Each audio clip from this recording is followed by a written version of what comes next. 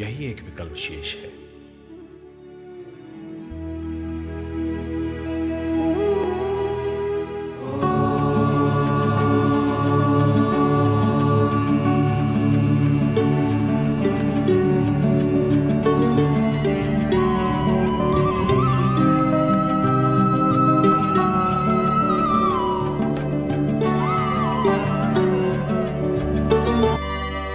सूर्योदय।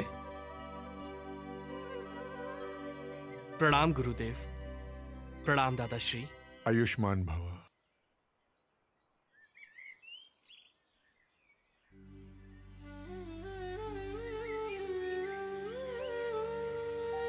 प्रभु, आप शांत क्यों हैं?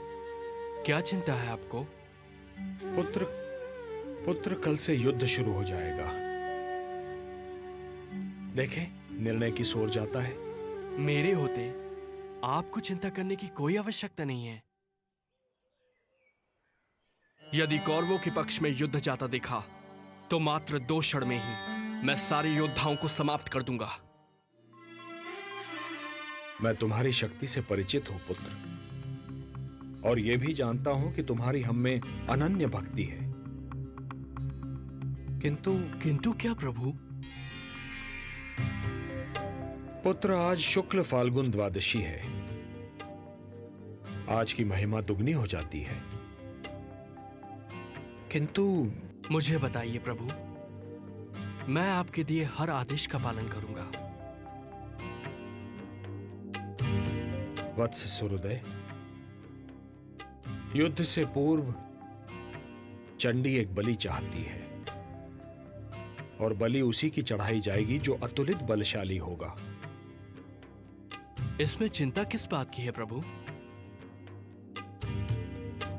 चिंता इस बात की है वत्स कि इस पृथ्वी पर 3 ही ऐसे वीर हैं जिनकी बलि स्वीकार होगी। मैं, तुम या अर्जुन। नारायण नारायण। केशव,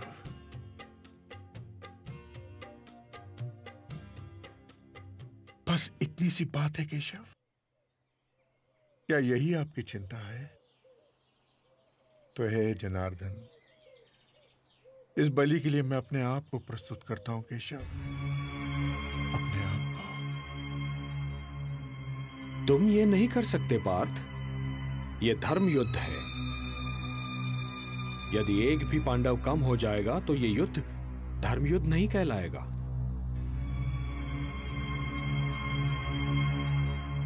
बस एक ही मार्ग शेष है।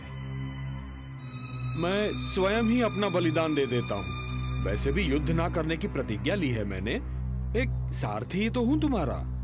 नहीं केशव, नहीं। प्रभु, आप मेरे गुरु हैं, श्रेष्ठ हैं, सभी तरह से ज्येष्ठ हैं मेरे।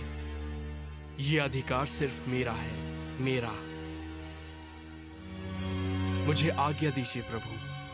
आपके चरणों की सौगंध खाकर कहता हूं, आपके उद्देश्य को पूरा करने के लिए मैं अपने शीश की बलि देता हूं।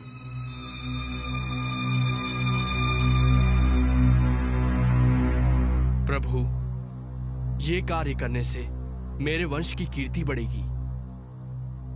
ये सौभाग्य मैं अपने हाथों से नहीं जाने दूंगा प्रभु।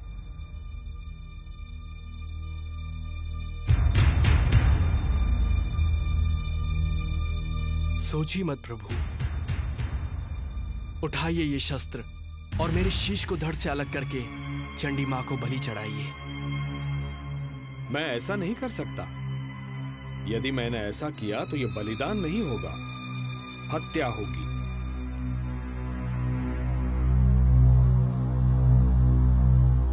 जब मैं स्वेच्छा से ये शीश आपको सौंप रहा हूं तो ये हत्या नहीं कहलाएगी। धर्म यह कहता है वत्स कि बलिदानी स्वयं दान दे। यदि मैं ऐसा करता हूं तो वो हत्या ही कहलाएगी।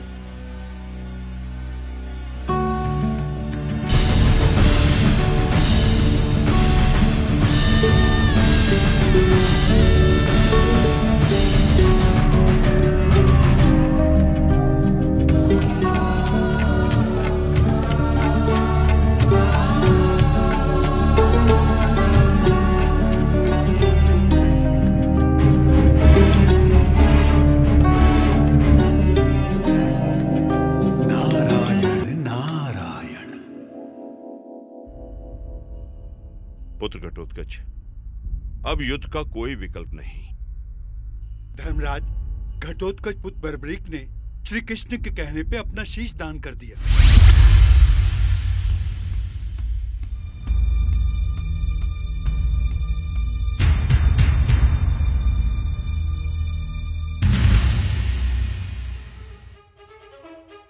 उन वाणों की सत्यता की परीक्षा तो स्वयं वासुदेव ने ली है।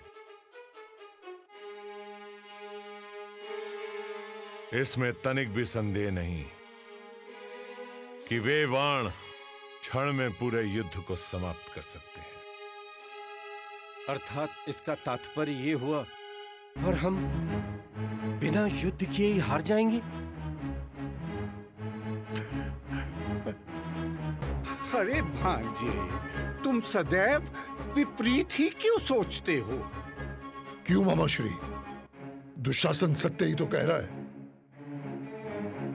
अरे भांजे, अभी अभी ज्ञात हुआ है कि भीम के पौत्र बर्बरीक ने कृष्ण के कहने पर अपना शीश दान कर दिया है।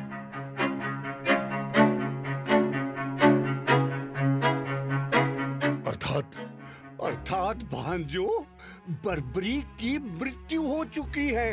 अब उसके युद्ध करने का प्रश्न ही उत्पन्न नहीं होता। भीम और पांडव सारे शोकाकुल हैं।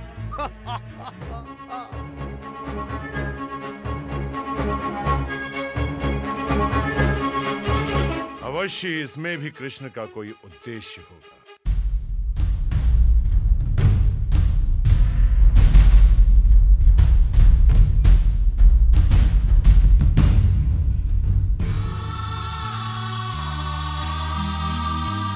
बर्बरीक पौत्र, ये तूने क्या किया? वासुदेव, ये आपने उचित नहीं किया। अब मैं हिडिंबा और मौरवी को क्या उत्तर दूंगा?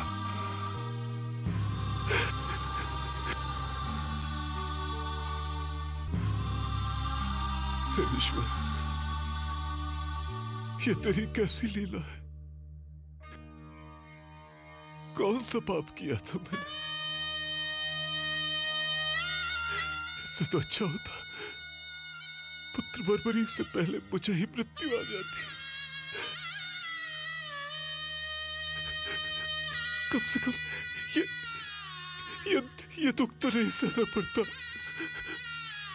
ये आपने क्या किया वासुदेव?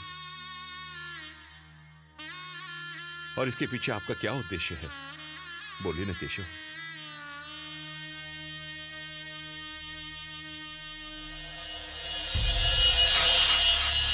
वत्स,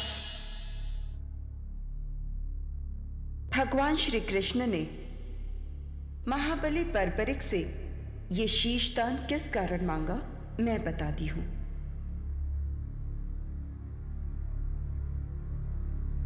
ब्रह्मदेव द्वारा घमंड करने पर इन्हें यह श्राप दिया गया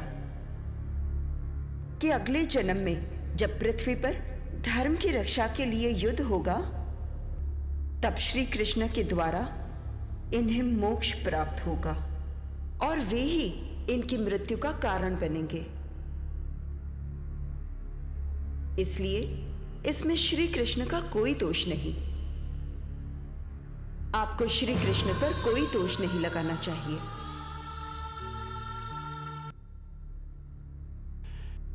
हे केशव, मुझे क्षमा करें, क्षमा करें।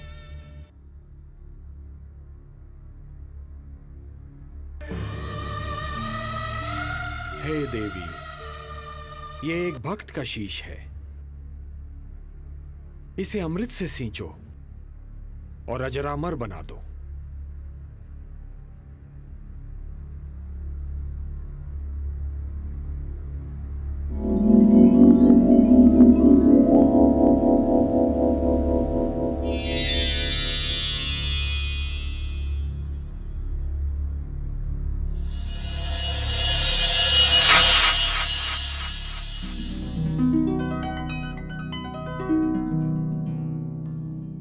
प्रणाम प्रभु।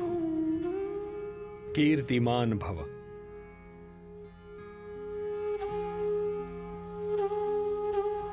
पुत्र बर्बरीक, तुम्हारे त्याग, साधना और तुम्हारे इस महान शीशदान ने तुम्हें नर से नरश्रेष्ठ बना दिया है। तुम जैसा महात्मा केवल सृष्टि के कल्याण के लिए आता है। आज मैं तुम्हें अपना वो नाम देता हूं जो माता यशोदा ने स्वयं मुझे दिया था, श्याम। नारायण नारायण। और तुम्हें मैं अपनी सारी शक्ति भी प्रदान करता हूं। कलयुग में तुम्हें लोग श्याम के नाम से पुकारेंगे। जय श्री श्याम। जय श्री श्याम। जय श्री श्याम। जय श्री श्याम। वत्स, अपनी इच्छा मुझे बताओ। हे नारायण, हे श्याम, मेरी 2 इच्छाएं हैं। प्रथम इच्छा, मेरी देह को आपके हाथ से अग्नि मिले, और मेरी दूसरी इच्छा, मैं महाभारत का युद्ध देखने आया था, मैं वो देखना चाहता हूं। तुम्हारी दोनों इच्छाएं पूर्ण होंगी वत्स। तुम्हारे इस शीश का कभी अंत नहीं होगा।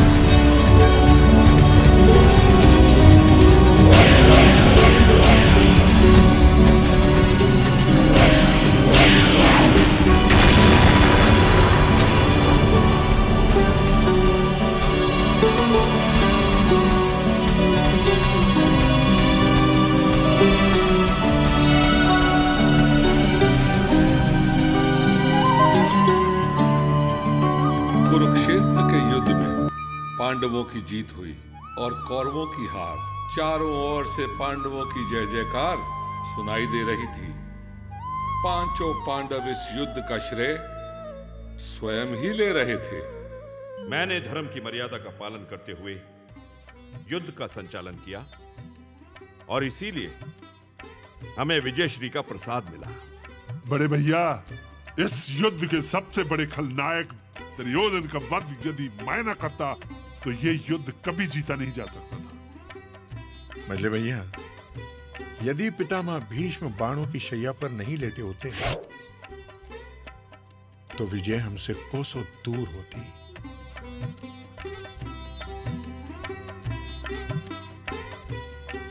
किस बात पर इतना विवाद चल रहा है? कृष्ण, तुम ही बताओ कि इस युद्ध में विजयश्री का मुकुट किसके शीश पे रखना चाहिए? ये तो बड़ा विकट प्रश्न है भीम भैया। इसका उत्तर मैं कैसे दे सकता हूं? मैं तो केवल पार्थ का सारथी था। हाँ, लेकिन एक महान योद्धा है जिसने ये सारा युद्ध देखा है। उस महादानी, उस शीशदानी से अवश्य पूछ सकते हैं। चले? चलिए।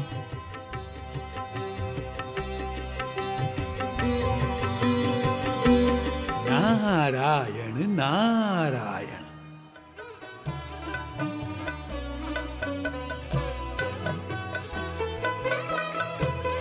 प्रणाम प्रभु।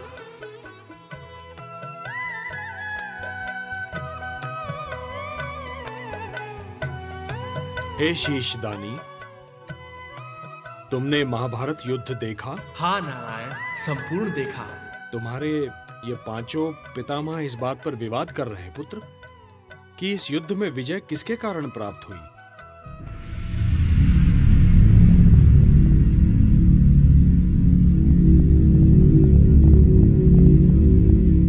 सोच समझकर उत्तर देना पौत्र।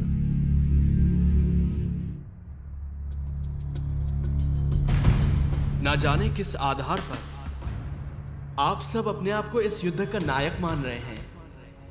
आप बड़े दादा धर्मराज युधिष्ठिर, आपने असत्य भाषण करके अपने गुरु द्रोणाचार्य का वध कर दिया। मेरे पितामह भीम, आपने गदा युद्ध के नियमों का उल्लंघन करके दादा दुर्योधन का वध किया। गांडीवधारी आपने तो युद्ध से पूर्व ही गांडी फेंक दिया था। पितामह भीष्म को आपने शिखंडी का आश्रय लेकर बाणों की शैया पर सुलाया। दादा कर्ण से आपके प्राणों की रक्षा के लिए मेरे पिता घटोत्कच ने अपने प्राणों की आहुति दी। नहीं, आप में से कोई भी नहीं है। इस युद्ध का नायक, इस युद्ध के एक ही महानायक हैं, मेरे गुरुदेव श्री कृष्ण। मुझे तो पूरे युद्ध में गुरुदेव श्री कृष्ण और उनके सुदर्शन चक्र के सिवा और कुछ नहीं दिखाई दिया। गुरुदेव श्री कृष्ण केवल दादा अर्जुन के सारथी नहीं, इस महायुद्ध के सारथी थे कृष्ण, केवल श्री कृष्ण।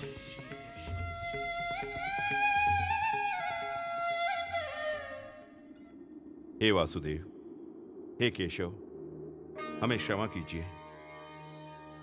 अहंकार विवेक का शत्रु होता है।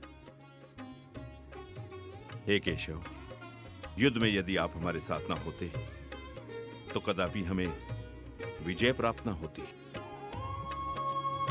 हे शीशदानी, इस युद्ध ने अन्यायी कौरवों को दंड दिया, पांडवों को हस्तिनापुर का राज्य दिया, मानवता को शांति दी, किंतु इस युद्ध ने तुम्हें क्या दिया पुत्र? हे नारायण, ये आप भली भांति जानते हैं, मुझे अपने कर्म का कोई पुरस्कार नहीं चाहिए।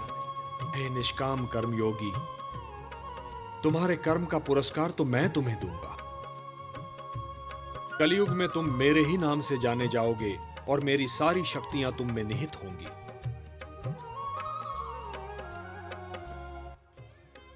जो भी मनुष्य तुम्हारी पूजा करेगा उसकी सारी मनोकामनाएं पूर्ण होंगी। मेरे लिए क्या आज्ञा है प्रभु? पुत्र, कलयुग का प्रसार बढ़ते ही तुम खाटू नाम के स्थान पर प्रकट हो जाना। वहां की भूमि अत्यंत पवित्र और पावन है। खंडेला का राजा अत्यंत धार्मिक प्रवृत्ति का है। जब तक यह पृथ्वी है पुत्र, जब तक सूर्य चंद्रमा है, जब तक ये सारे नक्षत्र हैं, तुम लोगों के लिए पूजनीय और वंदनीय होगे।